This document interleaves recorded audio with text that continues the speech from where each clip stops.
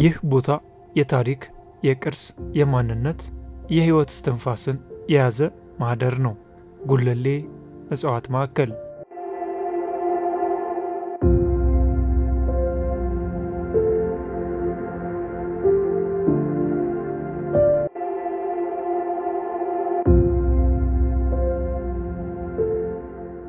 ስለ ጉለሌ እጽዋት ማዕከል ምን ያህል ያውቃሉ? ጉለሌ እጽዋት ማዕከል በእነዚህ የዕድሜ የእውቀት አንጋፋ ሰዎች ሀሳብ አመንጭነት የተመሰረተ ነው። በአዲስ አበባ ከተማ ሰሜናዊ ዳርቻ በጉለሌ ክፍለ ከተማ በ705 ሄክታር መሬት ላይ ያረፈ የከተማችን የእጽዋት ማዕከል ነው። የእጽዋት ማዕከላት ኢትዮጵያ ውስጥ እንዴት መምጣት ተቻሉ ሲባል ብዙዎቹ የአፍሪካ ሀገራት በሚተዳደሩበት ጊዜ ኮሎኒያል ቀኝ ገዢዎች ነበሯቸው። ስለዚህ መጀመሪያ ሲጀመር የቀኝ ገዢዎቹ የእጽዋት ሀብት ፍሎራ የሚባለውን በየሀገሩ ሰሩ። እንግሊዞች በምስራቅና በደቡብ አፍሪካ፣ ፈረንሳዮቹ ደግሞ በምዕራብ አፍሪካ በተለያዩ በኋላ የእጽዋት ጥናት ፕሮጀክቶች ሲያካሄዱ በ1960ዎቹ የአፍሪካ የእጽዋት ጥናቶች ማህበር አለ። እዛ ማህበር ላይ እና ኢትዮጵያ ትልቅ ሀገር ሆና የእጽዋት ጥናት የላትም የሚል ሀሳብ ተንሸራሸረ። በእነዚህ ማህበራት ውስጥ ሁሉም ሀገሮች ተወካዮችም አሉ፣ ባለሙያዎች። ይሄ ውይይት በሚደረግበት ጊዜ የለም ኢትዮጵያ ልትረሳ አይገባም፣ የእጽዋት ጥናት መኖር አለበት ተብሎ በ1960ዎቹ ተደገፈ። ከዛ በኋላ ግን ቀኝ ገዢዎች ስለሌሉ ምን ይደረግ፣ ማን ያስተባብረው የሚልም ሀሳብ መጣና በግብርና ምርምር ውስጥ የነበሩ ኢትዮጵያውያን ማቋቋም አለብን የሚል ሀሳብ አቀረቡ። የግብርና ሚኒስቴር ደገፈው። ከዛ በኋላ የእርሻ ምርምር ወደ አዝርዕቱ ስለሚያደላ ለምን የስነ ህይወት ትምህርት አይጨመርበትም አዲስ አበባ ዩኒቨርሲቲ ተብሎ ሀሳቡ ከዛ በኋላ ተስፋፋ። ከእርሻ ምርምርም ከግብርናም ከአዲስ አበባ ዩኒቨርሲቲም ከእጽዋት ባዮሎጂ አካባቢ ሰዎች ተሰባስበው ቦታኒክ ጋርደን ማቋቋም አለብን ብለው እንግዲያውስ ምን እናርግ ተብሎ የኛ ዲፓርትመንት እንትኑን ተቀብሎ በየቦታው እያመለከተ ቦታ ስጡን፣ ይህንን እንስራ ምናምን ተብሎ ያንን ቦታ ፍለጋ ነበር። ግን ቦታው አልገኝ አለ። ምክንያቱም ንብረት ስለሆነ ይመስለኛል። ንብረት ስለሆነ ያቺን ንብረት ለኛ ከልሎ በዚህ የምትፈልጉትን ስራ ስሩ ለማለት አልተቻለም። ስለዚህ እዚህ ባቆተውና አጋጣሚ የተመደበው ሰው የኛ ደብዳቤ ወደዚህ ሲመራ ብዙ እንትኖች ቦታ ሄደናል። ብዙ ቦታ 5-6 ቦታ ሄጃለሁ እኔ ራሴ ለመምረጥ ምናምን መረጥንና ሌላ ቦታ መርጠን ነበር። እዚህ ባህር ዛፍ ስለነበረ የለም ባህር ዛፉን አንንካው፣ አንዴ ተተክሏል፣ በሰው ጉልበት ነው የተተከለው ብለን አንንካውም ብለን እዛ በኋላ ቆዩ።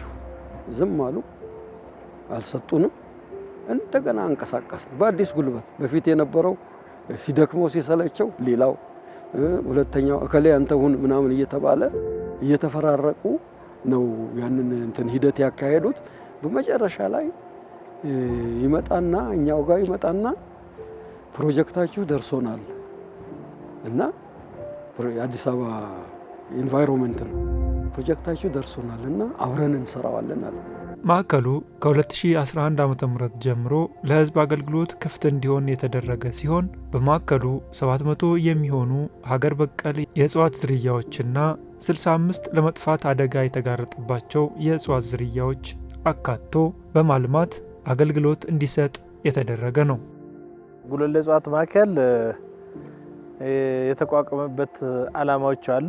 በዋናነት 4 ዓላማዎችን መሰረት አድርጎ ነው የተቋቋመ። እነዚህም ሀገራችን በእጽዋት ዝርያ የታደለች ሀገር ናት።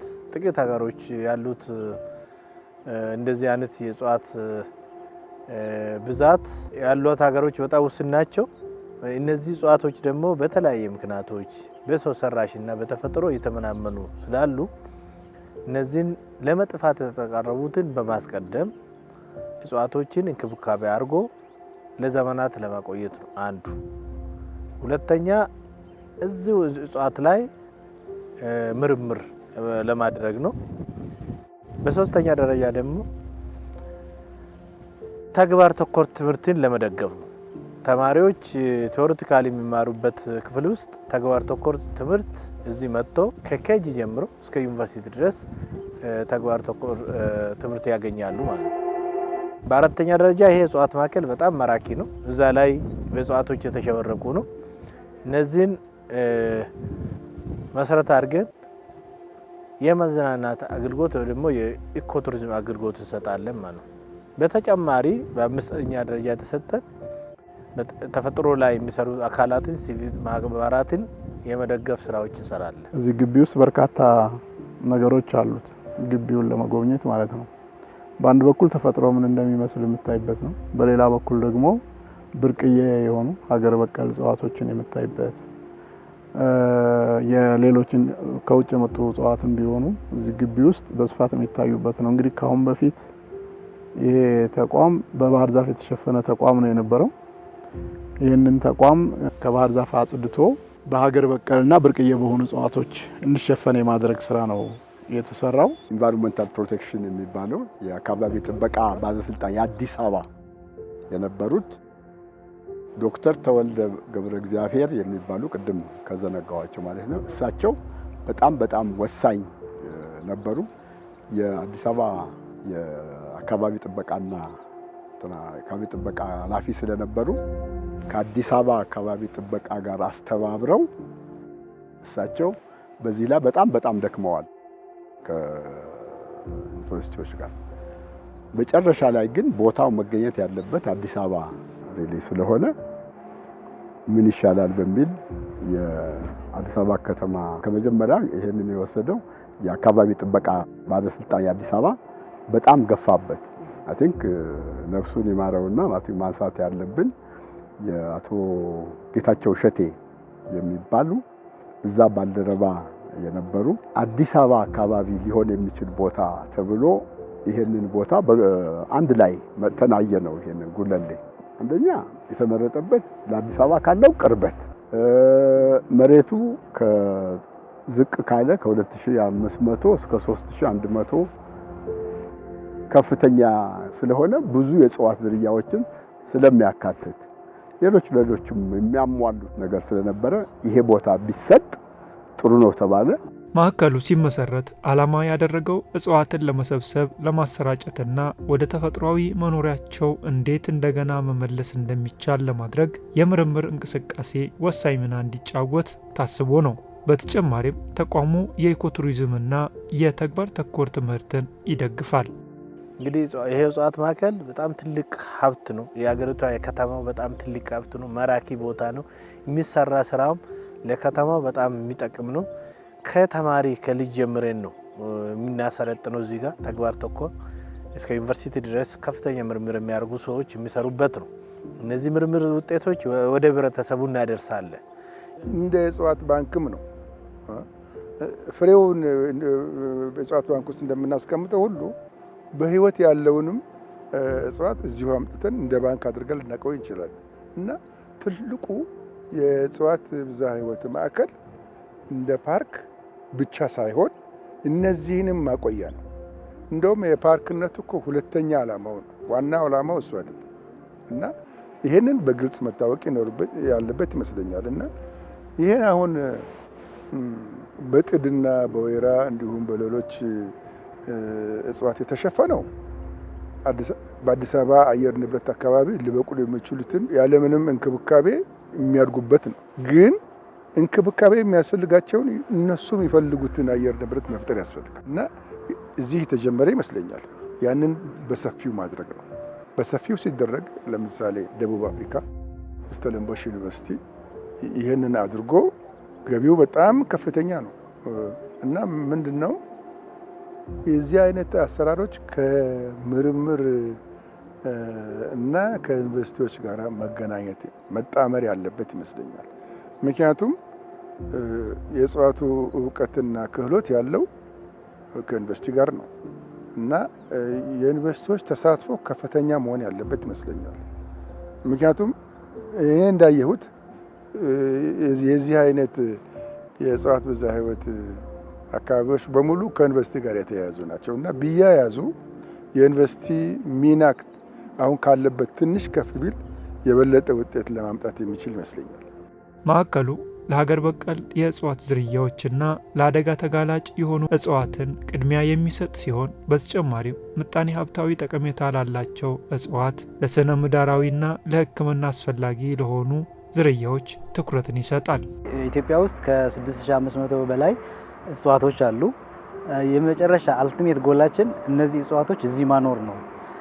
ግማሾቹ ከበረሃና ከቆላ የሚመጡ በግሪን ሃውስ ወይ መከለያ ቤት እናደርጋቸዋለን። የደጋና የወይና ደጋ አየር ጸባይ የሚስማሙ እጽዋቶች ደግሞ ከተወሰነ ቀን ከለመዱ በኋላ እዚህ ጉለሌ እጽዋት ማዕከል በተለያዩ ቴማቲክ ጋርደኖች መደቦች አሉ፣ እዛ ላይ እንተክላቸዋለን ማለት ነው። እስካሁን ወደ 1022 የሚሆኑ እጽዋቶች አሉ። ግማሾቹ እዚህ የነበረውን ባህር ዛፍ ከተወገደ በኋላ ሪቫይቭ ያደረጉ ሪጀነሬት ያደረጉ ሲሆኑ 50%ዎቹ ደግሞ ከተለያዩ የሀገራችን ክፍል የተሰበሰቡ ናቸው።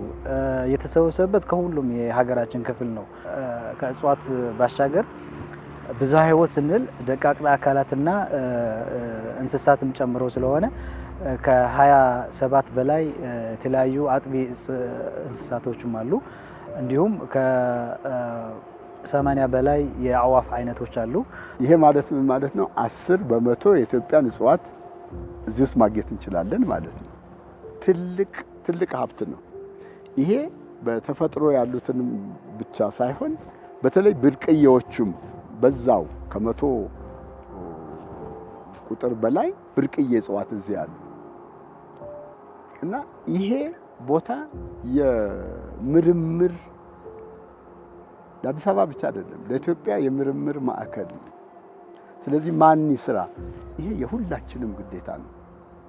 መንግስት ግዴታ ብቻ አይደለም፣ የአዲስ አበባ ከተማ አስተዳደር ብቻ አይደለም፣ ዩኒቨርሲቲ ሁሉ የእጽዋት ማዕከል እንዲስፋፋ የሚፈልግ ሰው ሁሉ ማድረግ ያለበት ነው። ዘርፈ ብዙ ጠቀሜታዎች ይኖሩታል። አንደኛ የእጽዋት ሽፋን መኖሩ ራሱ የአየር ንብረትን እንዲስተካከል ይረዳል። ግን ዋናው ዓላማው ዋናው ዓላማ በዚህ በአዲስ አበባ አካባቢ ባለው አየር ንብረት ውስጥ ሊበቅሉ የሚችሉትን እጽዋት በሙሉ ከተቻለ እዚህ አምጥቶ ማላመድ እና ምናልባትም በተለያዩ ምክንያቶች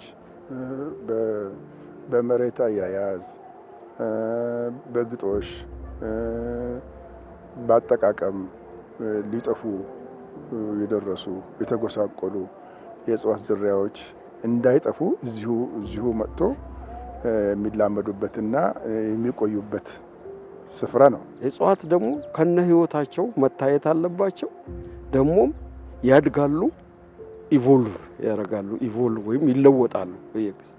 ስለዚህ እነሱን ደግሞ በህይወት ማኖር ተሰባስቦ መገኘት አለበት። ለምን በአገራችን ውስጥ ያሉት በተለያየ መልክዓ ምድር አካባቢ በስነ ምህዳር ልዩነት ያላቸው አበቃቀልና አስተዳደግ እነሱ ሁሉ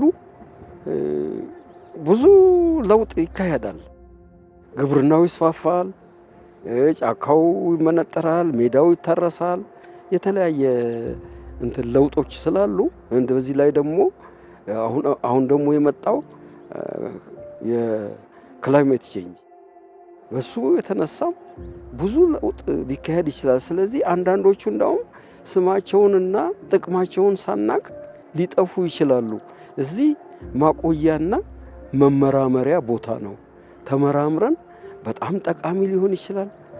ለመድኃኒት፣ ለምግብ፣ ለመኖ፣ ለልዩ ልዩ ነገር በጣም ቢዘረዘር እኮ ከ20-30 የተለያየ ጥቅም እጽዋት የሚሰጠው ጥቅም በዙሪያችን ያሉ ነገሮችን እና ያንን መንከባከብ ያለብን ነው። ምክንያቱም አካባቢው ሰው እየበዛ ሲሄድ፣ አካባቢው እየለማ እየታረሰ እና እጽዋቱ እየመነመነ ይሄዳል እና